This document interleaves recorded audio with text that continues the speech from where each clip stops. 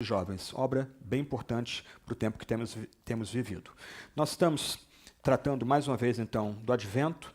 O tema da nossa série para esse mês é a supremacia de Cristo, um tema, sobretudo, importante no mês que nós celebramos e rememoramos que o nosso Salvador veio em carne por amor de nós, pecadores. E nessa manhã nós vamos considerar a passagem de Colossenses, capítulo 1, versos 15 a 23.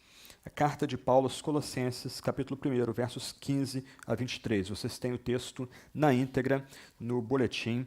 Vocês podem seguir a leitura pelo boletim. O tema de hoje é Jesus Cristo, o Rei da criação e da reconciliação. Vamos ao texto, então, Colossenses, capítulo 1, versos 15 a 23. Orando para que Deus fale a nós por meio dessa passagem tão bonita. Ele é a imagem do Deus invisível, o primogênito de toda a criação, pois nele foram criadas todas as coisas, nos céus e sobre a terra, as visíveis e as invisíveis, sejam tronos, sejam soberanias, quer principados, quer potestades. Tudo foi criado por meio dele e para ele. Ele antes de todas as coisas. Nele tudo subsiste. Ele é a cabeça do corpo, que é a igreja. Ele é o princípio, o primogênito dentre os mortos, para ter a primazia em todas as coisas, porque Deus achou por bem que nele residisse toda a plenitude e que, havendo feito a paz pelo sangue da sua cruz, por meio dele, reconciliasse consigo mesmo todas as coisas, quer sobre a terra, quer nos céus. E vocês que no passado eram estranhos, inimigos do entendimento pelas obras más que praticavam, agora, porém, ele os reconciliou no corpo da sua carne, mediante a sua morte, para apresentá-los diante deles santos, inculpáveis e irrepreensíveis, se é que vocês permanecem na fé, alicerçados e firmes, não se deixando afastar da esperança do evangelho que vocês ouviram e que foi pregada a toda a criatura debaixo do céu e do qual eu, Paulo, me tornei ministro. Em nosso tempo, muitos cristãos buscam recursos espirituais que eles já têm. Talvez eles não saibam, mas eles já têm tudo que eles precisam, se são cristãos, para viver uma vida cristã autêntica, uma vida cristã onde se experimente vitórias desse lado da existência. Mas muitos cristãos não entendem esse ponto. Eles acreditam que, além de Jesus, eles precisam de alguma coisa a mais. Só que quando nós estudamos a Bíblia, o que nós descobrimos é que no Messias nós temos todo o recurso espiritual que a gente precisa para viver uma vida de fé. Tudo que nós precisamos se acha em Cristo e somente em Cristo. Então, em vez de a gente tentar acrescentar algo a Cristo, legalismo, filosofia, etc., a gente precisa aprender a usar os recursos que nós já temos em Cristo. Talvez, na Escritura, o texto mais importante que trata da suficiência de Cristo é justamente a carta que Paulo escreveu aos Colossenses.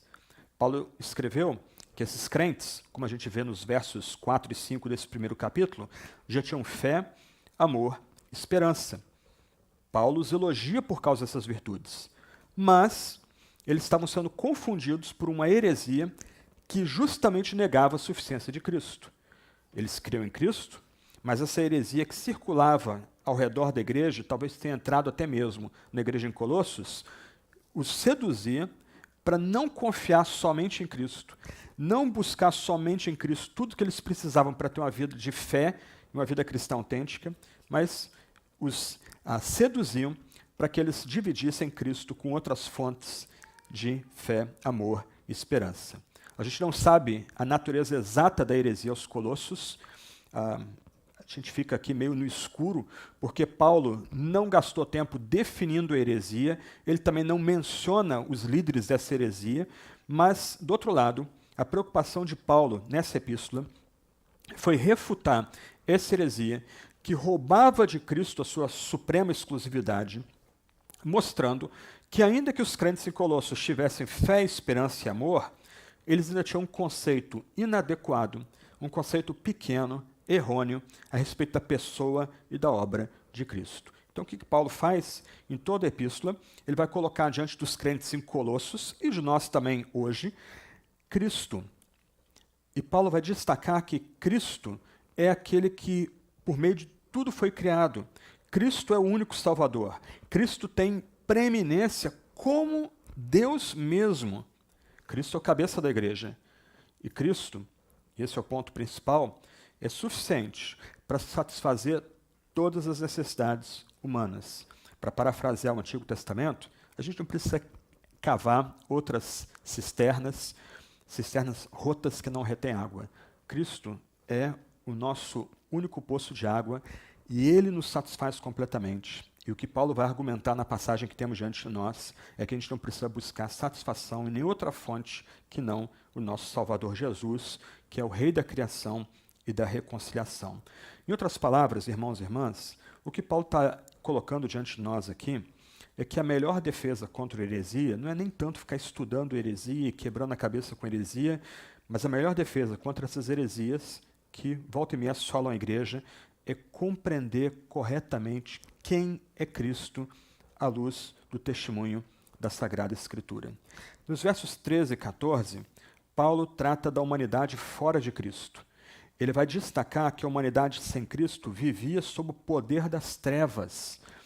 Em outras palavras, aqueles que não estão ainda em Cristo, aqueles que não colocam a sua fé em Jesus, esse bendito Salvador, eles pertencem ao diabo, aos demônios, eles pertencem ao poder das trevas. Aqui não há meio termo. Paulo não é gentil, não é bonzinho, ele não tem luva de pelica, ele é claro. Lembra, vocês, antes de chegarem a Cristo, viviam no poder das trevas, escuridão completa, um quarto escuro sem saída, não tem como sair dali, e ao mesmo tempo acossados, seduzidos, dominados pela ação do diabo e dos seus demônios. Mas, o ponto de Paulo aqui não é focar no passado, mas é transicionar para o presente para mostrar a potência que há em Cristo. E ele vai lembrar, olha a força das palavras aí do verso 13, que Deus nos libertou e Deus nos transportou. Aqui você pode visualizar o ponto. Eu vou usar os livros aqui. Nós estávamos aqui no mundo das trevas, nós somos tirados daqui, e aí agora nós estamos no reino do Filho amado. Nós que antes vivíamos numa confusão, numa completa bagunça, por obra satânica, fomos retirados do poder das trevas e transportados pelo próprio Deus para esse reino, um reino onde nós experimentamos redenção. Nós não somos mais escravos das trevas, e um reino onde nós experimentamos o completo perdão dos pecados. Mas o ponto focal de Paulo na passagem não é nem tanto desenvolver o que é o reino de Deus, mas é focar no Filho amado, no Rei do reino. E aí, irmãos e irmãs, Paulo vai nos legar um hino, e aqui há um debate se o texto de Colossenses 1, 15 a 23, ou 15 a 20, é de Paulo, ou ele está citando um hino e incluindo esse hino no seu argumento. A gente não tem certeza e também nem importa o ponto aqui para a gente, mas o fato é que Paulo canta a glória do Rei do Reino. Ele destaca que o Rei do Reino é rei sobre toda a criação. Toda a criação. E esse Rei que reina é o Rei da reconciliação. Ele reconcilia homens e mulheres em si mesmo. Ele reconcilia pessoas de toda raça, tribo, língua e nação em si mesmo. Ele reconcilia todas as coisas em si mesmo por causa do seu sangue derramado na cruz. Então, Paulo, em versos 13 e 14, ele faz uma transição da sua primeira parte da carta aos Colossenses, onde ele ora pelos crentes em Colossos, ele se dirige positivamente aos crentes em Colossos, mesmo sendo acossados pela heresia, e ele transiciona para cantar o louvor ao Rei desse reino, em que nós, se fomos libertados e transportados das trevas para esse reino, estamos e a quem pertencemos. Então, verso 15 a 17, Paulo começa a falar do Rei da criação. E ele usa palavras aqui muito fortes, muito bonitas, possantes essas palavras. Ele começa dizendo que Cristo é a imagem do Deus invisível. As palavras são potentes, mas não são fáceis de entender. A gente aqui, quando pensa no Deus invisível, somos lembrados do que João escreve no capítulo 1, verso 18 da sua epístola. Ninguém jamais viu a Deus. Por que essa declaração? O que significa Deus invisível? É o Deus que é impossível de ser visto. O que significa a noção do Deus oculto? Meus irmãos e irmãs, o nosso Deus ele é tão santo, tão puro e tão reto, que nós não podemos ficar de pé diante dele e permanecer vivos, se não for pela mediação de Jesus. Deus o Pai, ele é invisível, ele não é tangível, ele está oculto na sua glória e na sua majestade, mas ele chega a nós, e essa é boa nova, e é isso que a gente celebra no Natal. Ele vem a nós numa imagem exata de quem ele é, e essa imagem exata de quem ele é o próprio Jesus. Aqui está sendo celebrado o Filho amado, o Filho do amor do Pai, o Filho que o Pai ama de um jeito que ele experimenta esse amor de forma peculiar. E esse Filho amado é a imagem exata, é o retrato exato do Deus que oculta a sua glória, posto que é um Deus completamente santo. O ponto aqui de Paulo é destacar que é Deus que revela Deus. Somente Deus pode revelar Deus. Não somos nós que construímos escadas para o céu para tentar entender quem é o Deus que é invisível, que habita na luz inacessível, como Paulo vai escrever para Timóteo. Não somos nós que chegamos a um Deus que se oculta, mas é o Deus unigênito que está junto ao Pai, que o revelou, como continua dizendo João no verso 18 do primeiro capítulo do seu Evangelho. É Deus mesmo que revela a si mesmo, e Deus revela a si mesmo em Jesus, e Jesus é a exata imagem, é o retrato perfeito de quem é o Deus que é impossível de ser visto. Em outras palavras, nós temos aqui nessa passagem um texto compatível, por exemplo, com João capítulo 1, versos 1 a 4. No princípio era o Logos, era o Verbo estava com Deus, e o Verbo era Deus. E o Verbo e Deus chegou a nós por meio do Verbo. A gente lembra aqui de Hebreus capítulo 1, versos 2 a 4, que o Tiago pregou semana passada. Nós lembramos aqui de Provérbios 8, 26 a 31, que fala da sabedoria pré-existente, da sabedoria por meio do qual o mundo foi criado. Então, o que Paulo destaca para os crentes em Colossos é o seguinte: irmãos e irmãs, nós não precisamos dividir nossa lealdade entre Cristo e outros seres. A gente não precisa de outras fontes de água para satisfazer a nossa vida. É Cristo que nos satisfaz, porque ele é a imagem do Deus invisível. Ele é a exata representação do Deus invisível. Calvino, comentando a passagem, vai dizer: pois em Cristo, Deus nos mostra a sua justiça, bondade e poder. Aí presta atenção, ele continua. Devemos, pois, precaver-nos de buscá-lo em outra parte, pois tudo o que pusermos diante de nós, como sendo representação de Deus à parte de Cristo, não passará de um ídolo. E presta atenção, hoje é difícil você topar com um ateu de verdade. Praticamente todas as pessoas falam de Deus, falam de divindade, mas o que Paulo coloca diante de nós aqui é que a pedra de toque da crença exata em Deus é que nós cremos em Deus por meio de Jesus Cristo. Nós podemos falar de Deus o Pai, porque Deus o Pai tem eternamente seu único filho foi dado por amor do gênero humano, e nós conhecemos esse Pai por meio de Jesus. Então não adianta a gente ficar falando de Deus, Deus, Deus, se esse Deus não é o Deus que é revelado em Jesus, o Cristo que é a imagem exata desse mesmo Deus. Alguns anos atrás, causou furor numa oração pública de um obreiro cristão na América, quando ele foi chamado para orar diante de algumas autoridades, e outras pessoas já tinham orado antes e se dirigido a esse Deus indefinível. E naquela oração, aquele pastor, ele citou o nome de Jesus deliberadamente, intencionalmente, dezenas de vezes. Jesus, Jesus, Jesus. Por que essa ênfase? Porque Jesus é a imagem, é a representação exata do Deus invisível. O que Paulo enfatiza, olha só, é uma única expressão. O Filho amado é a imagem do Deus invisível. O que Paulo está destacando para nós aqui, irmãos e irmãs, é que Cristo, o nosso Jesus, que celebramos tendo vindo na manjedoura pequenininha, ele é o esplendor da glória de Deus. Ele é a revelação da natureza de Deus. Esse Cristo é Deus de Deus, é luz de luz. Como Paulo diz no verso 12 desse primeiro capítulo, é a luz que brilha no coração de homens e de mulheres. precisamos de outras fontes para ter poder espiritual, para ter vencer pecado, para vencer o diabo, ter cura. Cristo, o Filho amado, é a imagem do Deus invisível. Prestem atenção, mais uma vez. Se uma pessoa entre nós, uma pessoa nos aborda querendo saber quem é Deus, nós precisamos buscar a Escritura, ou buscar na Escritura tudo sobre Jesus. Pois é Jesus que vai revelar perfeitamente quem é o Deus que vem a nós, o Deus que nós tememos, o Deus que nós amamos, o Deus no qual nós temos fé e esperança. Nós precisamos levar pessoas a descobrir Jesus na Escritura se nós queremos que essas pessoas se reconectem com Deus. E a gente tem que responder uma pergunta a nós mesmos.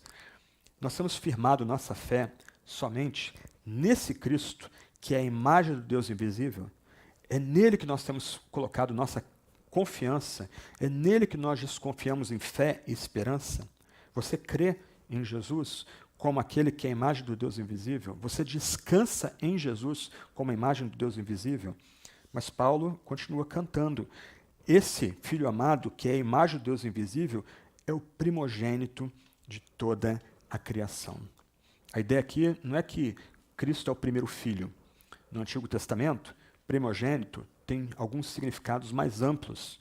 O primogênito descreve alguém que é supremo, o que vem antes do tempo.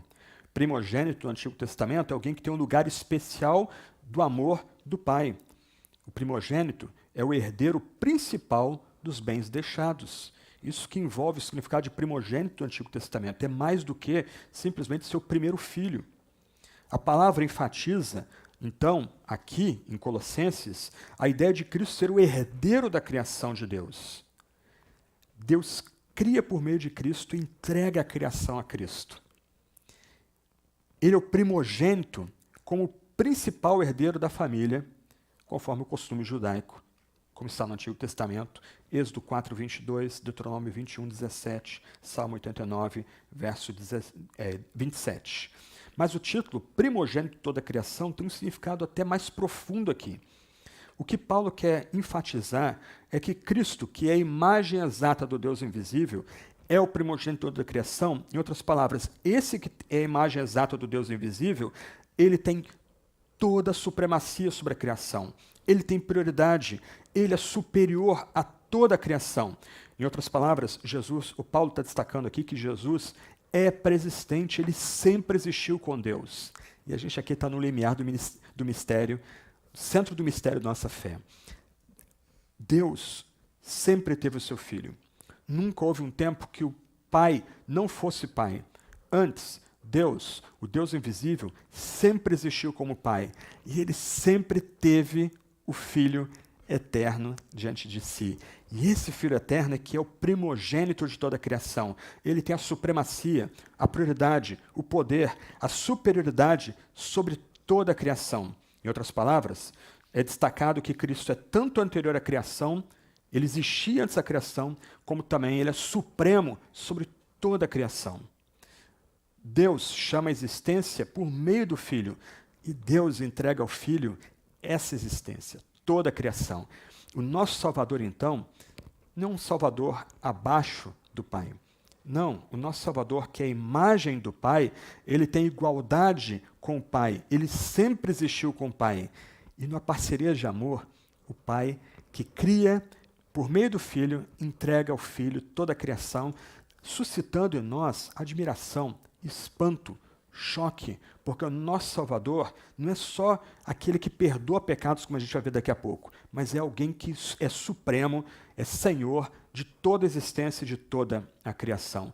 Então, o destaque desse primeiro verso aqui de Paulo é que Cristo é Deus. Sobretudo, o foco aqui é na divindade de Cristo, não tanto na sua humanidade. Daqui a pouco Paulo trata da humanidade com a gente. O foco aqui é na eternidade do Filho, e não na encarnação do Filho. Irmãos e irmãs, o nosso Salvador, ele sempre existiu com Deus. Aquele que traz reconciliação, redenção, remissão de pecados para nós, sempre existiu com o Deus invisível. Nós somos salvos do começo ao fim por Deus, por meio do Filho amado Jesus Cristo, que é a imagem do Deus invisível, o primogênito de toda a criação. E Paulo continua, verso 16, ele vai enfatizar que em Cristo foram criadas todas as coisas. Cristo é a exata imagem do Deus invisível, Cristo tem a primazia, a supremacia, o poder sobre toda a criação, e tudo que existe, toda a criação, todo ser criado, animado e inanimado, inclusive a hierarquia angélica, que é destacada aqui, o angelical, foi criada em Cristo e existe por meio de Cristo. Como eu disse há pouco, a gente não sabe o teor exato da heresia que estava perturbando a igreja de Colossos. Mas, por fragmentos como esse aí do verso 16, parece que os crentes em Colossos adoravam a Deus, honravam o Filho, mas eles tinham algum tipo de noção de hierarquia angelical e buscavam reverenciar os anjos e temer os anjos e buscar a ajuda dos anjos, como os anjos fossem algum tipo de mediadores entre o Deus invisível e Jesus e o resto da comunidade da igreja. O que Paulo vai destacar aqui é que mesmo, e aqui eu cito Paulo, os céus e a terra, as coisas visíveis e invisíveis, tronos, soberanias, principados e potestades, tudo isso foi criado por Deus por meio de Jesus, foi criado pelo próprio Jesus. A ideia no original aqui é Cristo não só é o Criador, junto com o Deus invisível, mas Cristo é a ferramenta, o instrumento, o meio pelo qual tudo foi criado. E aqui a gente tem um eco de Gênesis capítulo 1, quando Deus fala e tudo se fez. Eu não tenho nem como ilustrar o ponto aqui para vocês. A gente pensa algumas vezes, talvez em termos de mágica, mas isso é tosco. No texto de Gênesis, como aqui, a ideia é que Deus deu um comando, e o seu comando é o seu Filho, e do nada, todas as coisas apareceram. Toda a criação tomou forma. As coisas inanimadas, os seres espirituais, os seres com carne, homens e mulheres, tudo veio à existência no Filho e por meio do Filho. Nele foram criadas todas as coisas. Em outras palavras, o nosso Salvador, ele está fora da criação. Ele é maior do que a criação. Ele existiu antes da criação. O nosso Salvador, junto com Deus invisível, é completamente distinto da criação. Jesus não é um ser intermediário criado pelo Pai para mediar sua relação com o Filho. Não, o Filho amado sempre existiu com o Pai. É a representação exata do Pai. Ele é aquele que tem primazia, o poder, a soberania sobre todas as coisas. E tudo foi criado por meio deles. Vocês querem algo mais poderoso do que isso? Alguém consegue criar algo aqui? Eu não consigo. Quando nós criamos algo, é sempre a partir de algo que já existia. Pensa crianças brincando com blocos. Eles vão montar uma casa, um carro, eles estão criando algo, mas a partir de uma matéria pré-existente, blocos, eles receberam os blocos prontos. Deus invisível, por meio do seu Filho, fez com que tudo viesse à existência do nada, simplesmente pelo seu poder. Cristo é a fonte da vida, é a fonte da criação, e a criação existe para Cristo, mesmo que certas áreas da criação não reconheçam Cristo como Criador. Essa criação vive e existe por causa de Cristo. E o verso 17 fecha essa primeira parte. Cristo existia antes de toda a criação. Cristo é não criado. Por isso que interpretar primogênito, aí, tentando sugerir que Cristo é a primeira criatura, é tosco, não faz sentido no texto. Cristo existia antes de todas as coisas. Quando nós celebramos o pequeno bebê na manjedoura, como diz o hino que eu sempre gosto de lembrar, nós estamos celebrando aquele que, enquanto fazia gugu dadá, ele comandava toda a criação pelo seu poder. O seu balbuciar sustentava toda a criação, porque aquele bebezinho na manjedoura já existia antes da criação.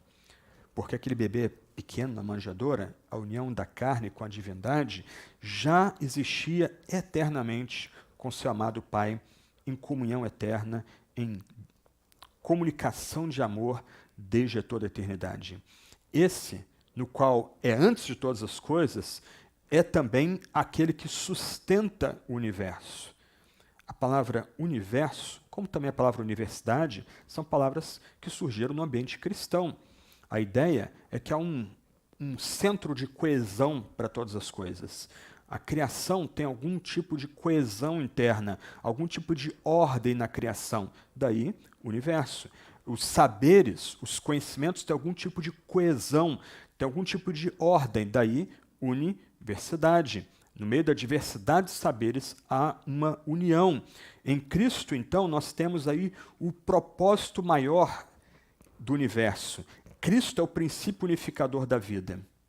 Ele que une em si mesmo toda a criação. Ele que existia antes que a criação existisse.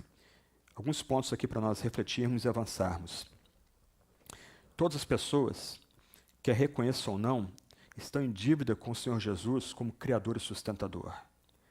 Cristo não apenas fez todas as pessoas que vêm ao mundo, mesmo as que estão em rebelião contra ele, mas Cristo sustenta a vida de cada uma das pessoas da criação dia a dia. É Cristo, o Criador de todas as coisas, que continua dando vida e sustento a cada pessoa. Os que não honram a Cristo, nem lhe dão graças, devem se voltar a Ele com fé, com urgência. Se você não crê em Jesus, se você não confia em Cristo como Criador e Reconciliador, corra para Ele. Ele sustenta a sua vida. Ele é o doador da vida. Ele que dá ordem, propósito e significado para a sua vida, mesmo que você não reconheça. Corra para Ele, para que você não seja julgado pelo Filho, mas seja reconciliado com Deus invisível por meio do Filho. Aqueles que estão em Cristo, e Paulo cita essa expressão famosa no verso 2, no verso 4, no verso 28 desse capítulo, aqueles que estão em Cristo, têm uma relação pessoal com Cristo, devem expressar uma vida de piedade, uma vida de santidade, como gratidão, porque todas as coisas foram criadas por meio do Salvador, por meio de Cristo. E nós nem tratamos ainda da reconciliação, mas se Cristo é esse Criador poderoso, supremo, soberano, se tudo foi criado por meio de um Cristo que já pré-existia com o Pai, e Ele nos sustenta, Ele nos dá dádivas, Ele nos cura, como a gente deve reagir a esse Cristo? Entregando toda a nossa vida, entregando todo o nosso ser a Ele que nos criou, nos sustenta e nos guarda. E um último ponto aqui, antes da gente avançar, ainda pensando no verso 17. Hoje é difícil falar de universo e universidade. Parece que a vida está fragmentada, parece que nossas vidas perderam propósito, a gente parece que não consegue mais organizar a existência, mas isso se dá não é por causa de Cristo.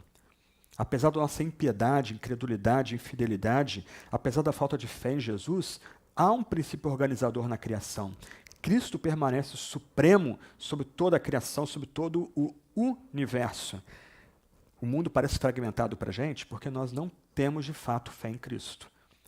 Ou nós queremos que é em Cristo e, eventualmente, celebrar principados, potestades, estruturas angelicais. Nós não confiamos de fato somente em Jesus. Quando homens e mulheres se dobram em fé a Cristo como o preexistente, o supremo, o Criador, nós reconhecemos que, a despeito da loucura dos homens e das mulheres, a respeito da ação demoníaca em nosso tempo, nossa história, o mundo permanece sob o senhorio de Cristo. Ele ainda permanece como princípio organizador.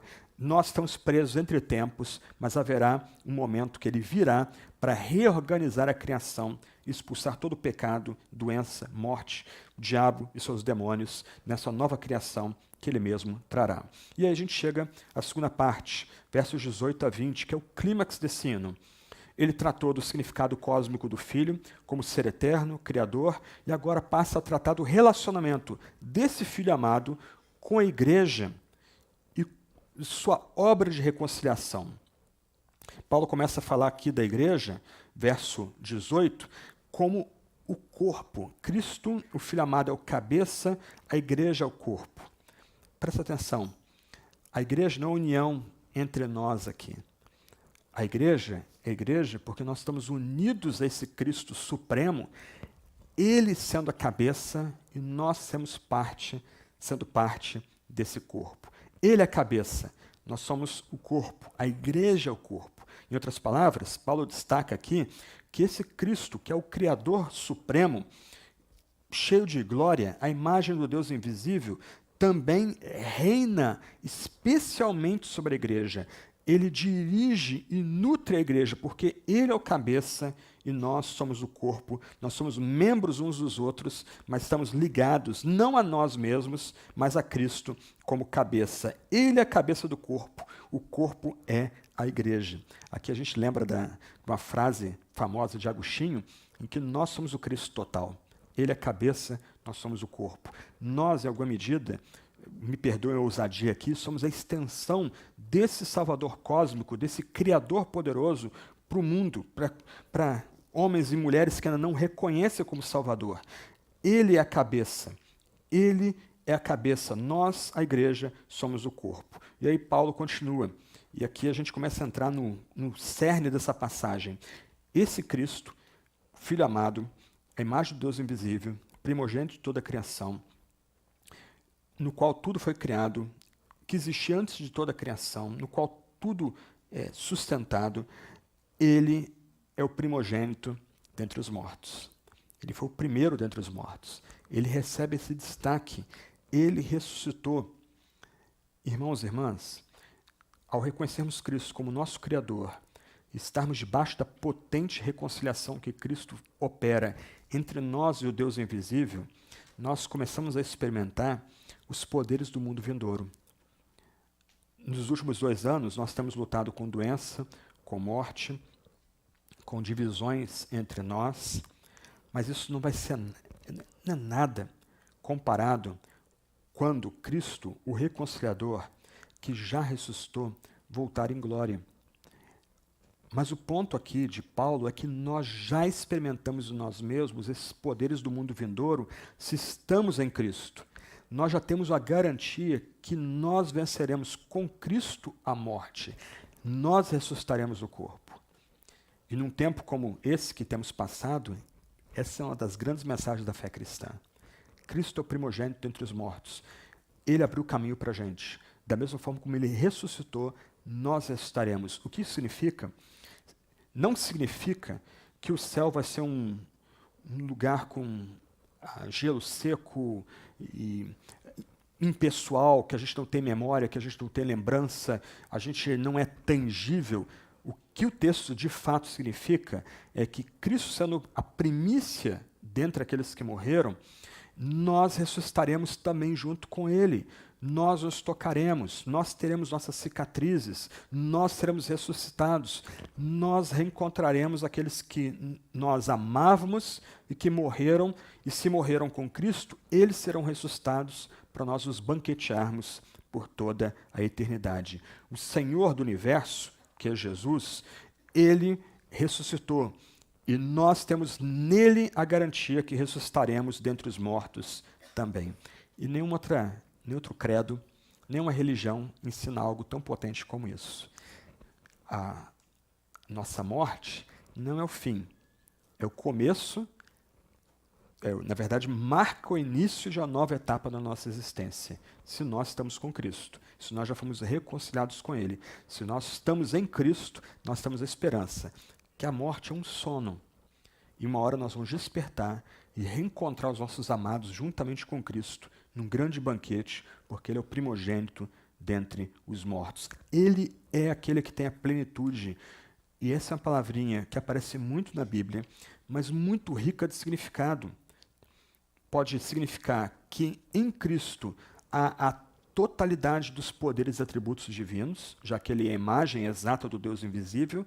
Também pode significar que em Cristo há toda a graça e toda a salvação. Me parece que a gente pode colocar essas duas ideias juntas. Em Cristo habita a plenitude da glória de Deus.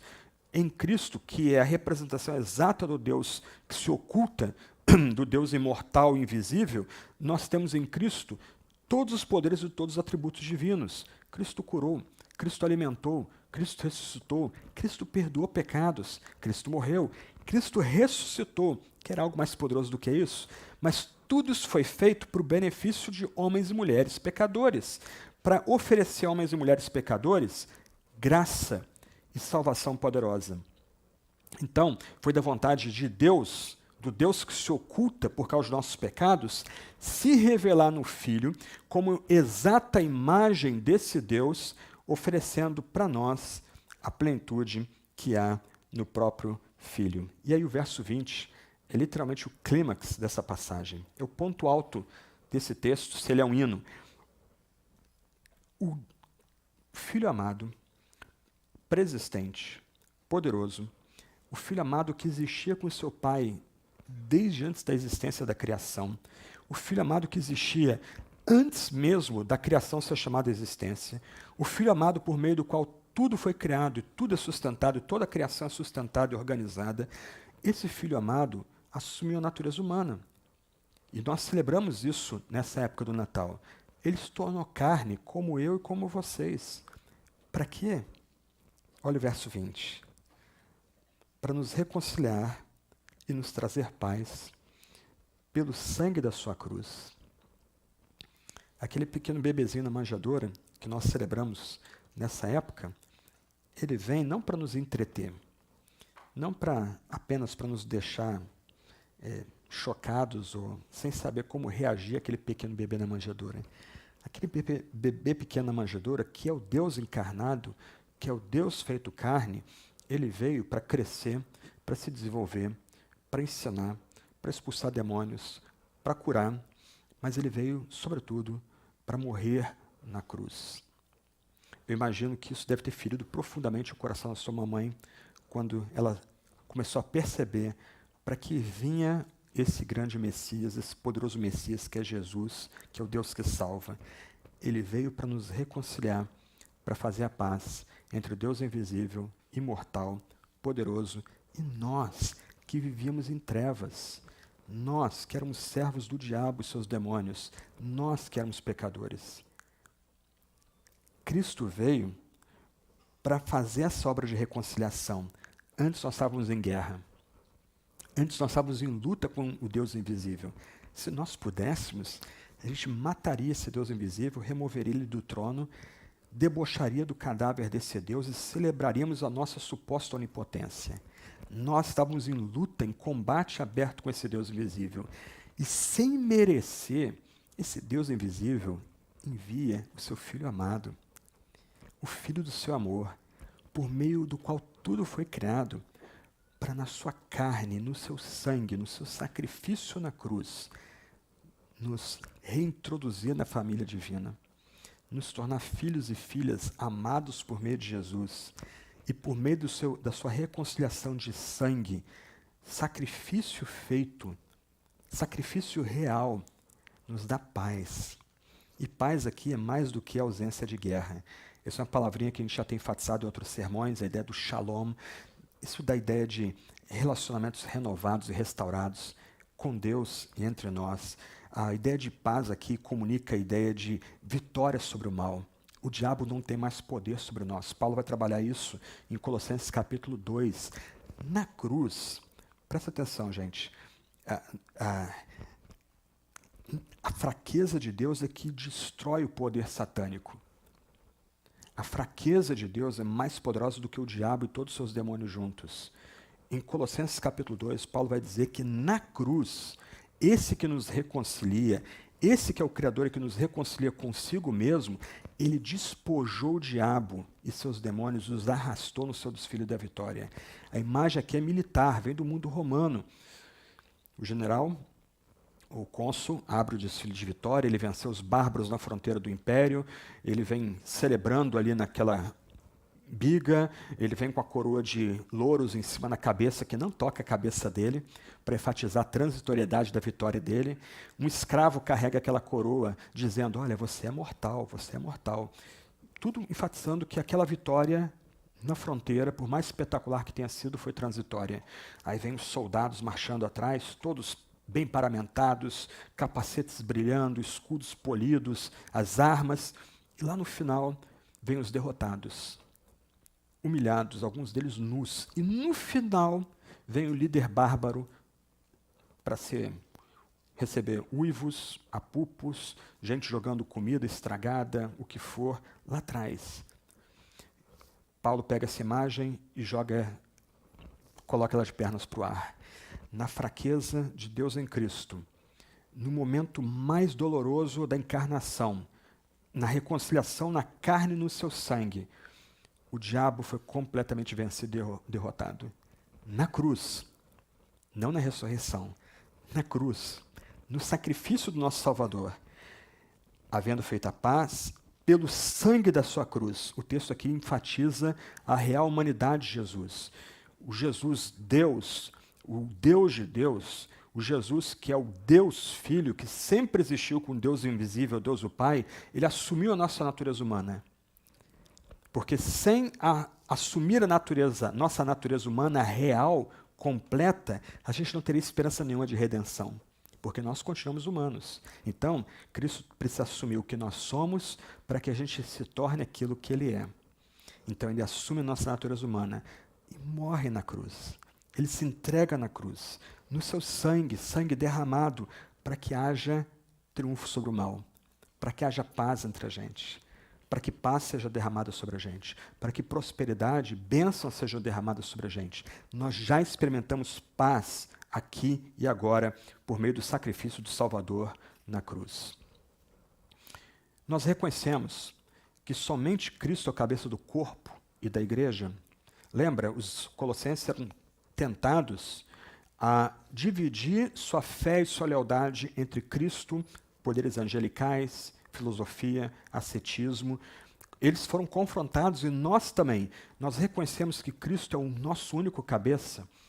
Ele é o nosso chefe, Ele é o nosso rei, Ele é o nosso líder. Nós recebemos nutrição, direção de Cristo. Reconhecemos que Cristo é o único que tem poder para nos reconciliar com Deus. É o único que tem poder para fazer a paz entre nós e Deus. Nós temos reconhecido isso, nós confessamos, nós anunciamos essas questões. Olha, Cristo é de fato nosso cabeça. Cristo é o nosso reconciliador. Ele nos dá paz. A paz foi feita pelo seu sangue. Temos reconhecido a majestade e a centralidade e a suficiência de Cristo. Nós temos um relacionamento vivo e íntimo com esse Cristo. Você pode dizer, olhando para si mesmo, que você já desfruta de união com esse Cristo. Você está ligado a Cristo. Você é influenciado por Cristo. Você depende totalmente, somente de Cristo. Será que ainda tememos os poderes desse mundo? Você tem medo do diabo, você tem medo dos demônios que estão debaixo do comando desse ser maligno, você tem medo de doenças, você é cativo pela agenda política, morrendo de medo de abrir o jornal e ver um pequeno apocalipse surgir a cada dia no jornal. Irmãos e irmãs, nós não precisamos mais viver sob o medo, porque o nosso Senhor, o Rei do nosso reino, Ele não só é o Criador de todas as coisas, Ele não é só o princípio organizador de toda a criação, mas Ele reconciliou consigo mesmo um povo peculiar. E nós temos paz, uma paz que o mundo não tem, uma paz que o mundo não consegue experimentar. Nós temos o Shalom, não há mais luta entre Deus e nós, somos da paz, nós estamos no âmbito do reino da paz. A gente não precisa temer aqueles que rangem dentes para ameaçar a Deus, a Cristo, o reino e a própria igreja. A gente não tem que temer os poderes do mundo mal. Mais do que isso, diante da morte, da proximidade da morte, nós devemos lembrar que Cristo é o primogênito dentre os mortos. Assim como Ele ressuscitou, nós ressuscitaremos. Nós reencontraremos nossos amados que morreram com Cristo. Nós celebraremos com eles, nós brincaremos com eles, nós nos banquetearemos com eles. A gente não precisa ter medo, porque na reconciliação de Cristo, nós recebemos paz. Os últimos versos 21 a 23, Paulo trata agora da resposta que é esperada dos colossenses e de nós ao fato de que Cristo é o Rei da criação e o Rei da reconciliação. Ele é o Rei desse reino de paz. E aí, Paulo relembra, mais uma vez, o que os crentes em Colossos foram no passado, e a gente tem que trazer à memória o que nós fomos. Né? Nós éramos estranhos a Deus, nós éramos inimigos de Deus. Olha a palavra entendimento. O que Paulo mostra aqui é que no passado os crentes em Colossos, e nós também, nós lutávamos com Deus, não só na mente, mas a nossa vontade também era uma vontade contrária a Deus. Traga à memória o que você era antes de ser reconciliado com Deus pelo sangue do sacrifício de Cristo que traz a paz. O que você era antes de encontrar Cristo? Ou tenta pensar um pouquinho, o que você seria, o que eu seria se eu não tivesse sido encontrado com Cristo?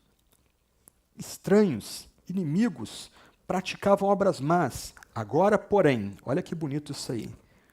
Ele os reconciliou. Paulo está dirigindo-se aos crentes em Colossos, mas por inspiração do Espírito, ele se dirige a nós também aqui.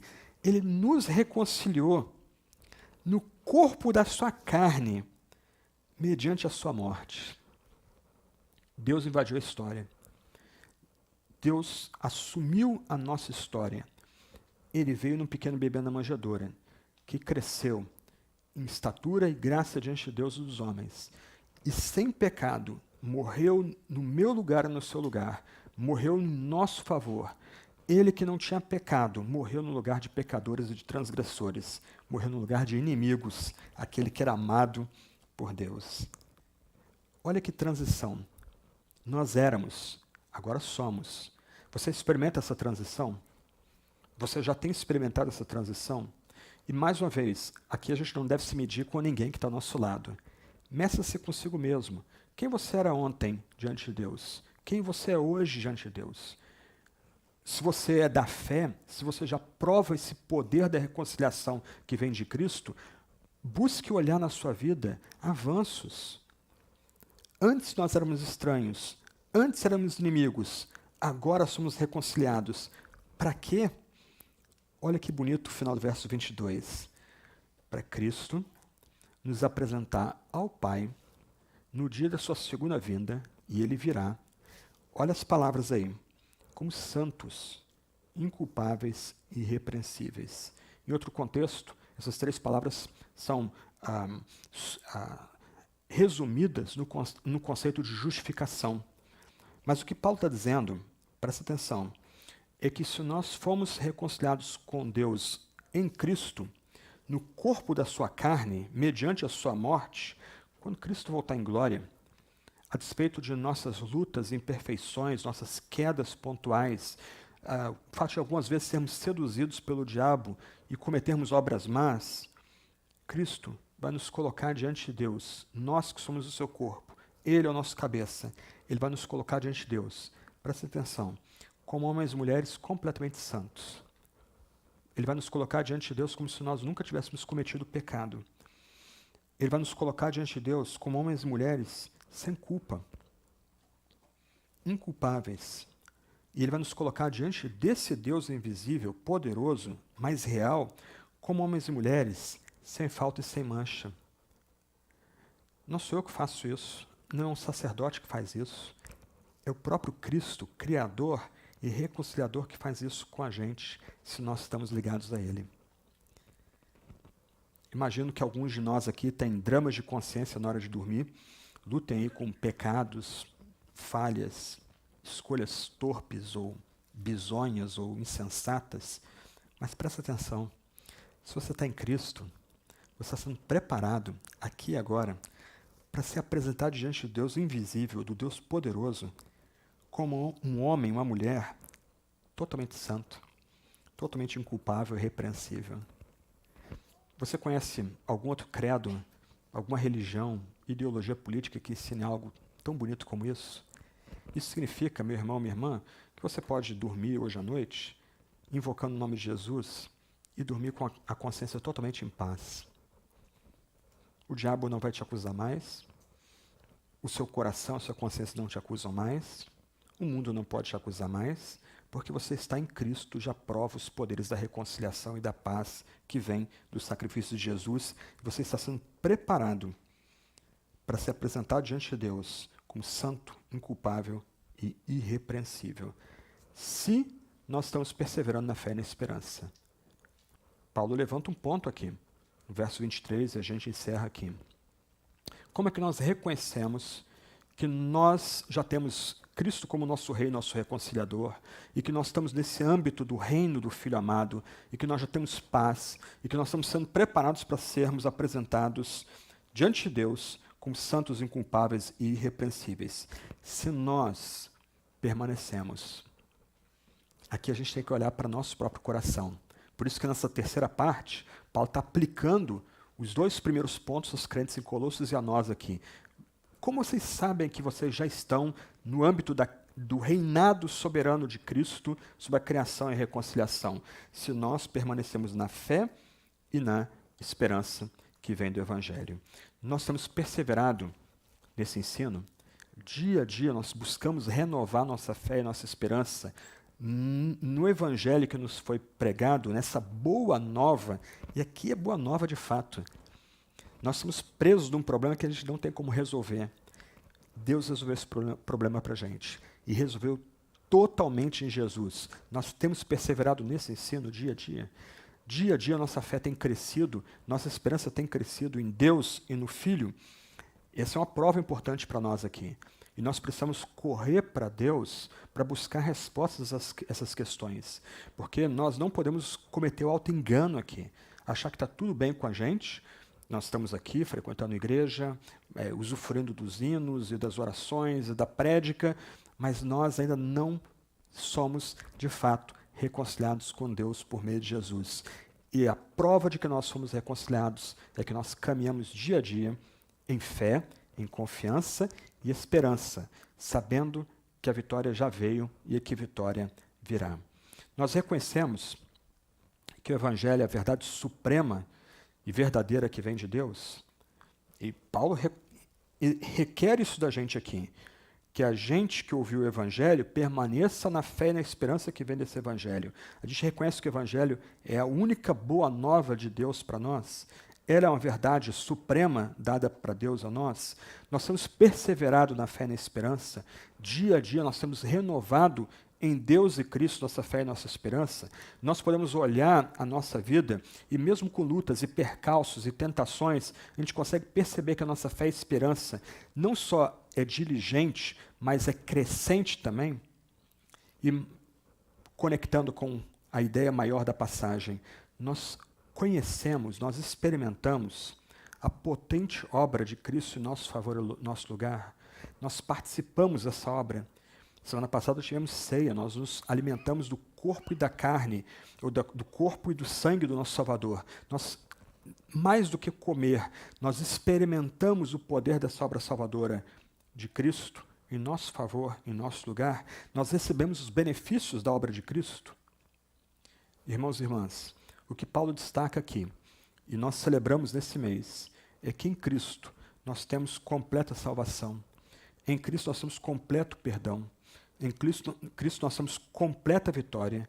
E em Cristo nós temos amplos recursos para vivermos como homens e mulheres, de fato, salvos, perdoados e vitoriosos em cada área da nossa existência. A gente não precisa de outras fontes de água e que não retém água. Cristo é o nosso manancial. Cristo nos satisfaz completamente. A gente não precisa de nada mais ao lado de Cristo. Ele é a nossa porta. É por Ele que nós entramos. Ele é o nosso manancial. Ele nos sacia. Ele é aquele que nos cobre. Ele que nos ampara. Ele que nos perdoa. Ele que nos dá vitória. Cristo, o Filho amado, a imagem exata do Deus invisível. O Deus que revela quem é Deus. O Deus que cria e sustenta toda a criação. O Deus que nos reconcilia consigo mesmo pelo seu sacrifício na cruz. E que um sacrifício que nos dá perdão e paz e vitória. Eu queria concluir lendo como oração um trecho de um hino antigo, um hino do século XVII, que reflete bem o que Paulo destaca para nós aqui. 3 estrofes, essa é a nossa oração final. Se Deus está comigo, eu tudo hei de enfrentar. Se orando, imploro abrigo, tudo há de recuar. Se as suas mãos me guiam, se tem o seu amor, que mal me causariam inferno, morte ou dor? A base em que me fundo é Cristo sangue seu. Ele é aqui no mundo, o bem eterno meu. Em mim e minha vida não há nenhum valor, pois por Cristo é concedida a luz ao pecador. Já nada me condena, nem faz desesperar. De inferno e dura pena, Jesus me há de salvar. Sentença deste mundo a mim não causa dor. Do mal, por mais profundo, liberta-me o Senhor. Que a graça de nosso Senhor Jesus Cristo, que o amor de Deus o Pai, que as consolações do Espírito Santo estejam com essa amada igreja em todo o tempo. Também estejam com a tua igreja nessa cidade, nesse estado, nesse país. Ó Deus uno e trino, precisamos de ti. Amém, amém, amém. Bom domingo a todos. Deus abençoe. Boa semana também.